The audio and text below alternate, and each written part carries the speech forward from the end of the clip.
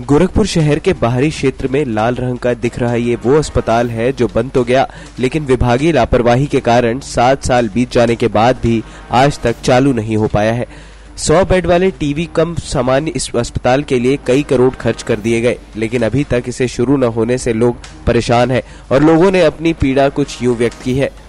क्या अस्पताल कितने दिनों से बना और किसका अस्पताल? यह टीबी हॉस्पिटल के नाम से बन रहा है और मायावती के समय से बन रहा है, अभी चालू नहीं हुआ है।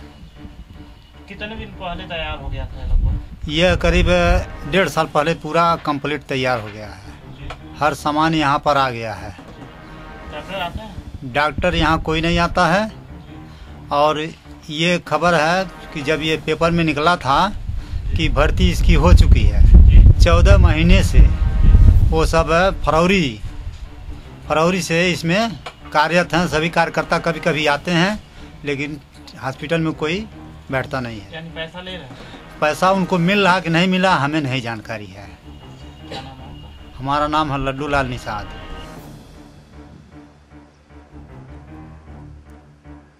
वहीं इस मामले में जब मुख्य चिकित्सा अधिकारी महोदय से बात की गई तो उनका अपना ही रोना रहा।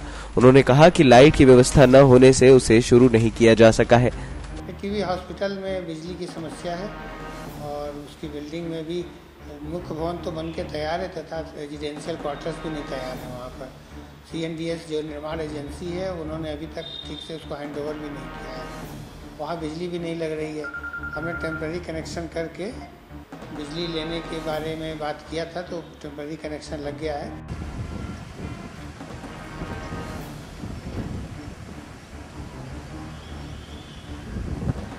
सरकार बदलने के बाद जिस तरह से अधिकारी सक्रिय दिख रहे हैं उसे देखकर लोगों को अब ये लगने लगा है कि शीघ्र ही इसकी भी शुरुआत हो सकती है।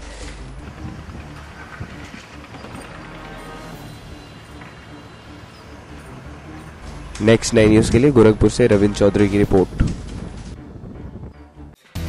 Subscribe now to receive new updates, reviews and news.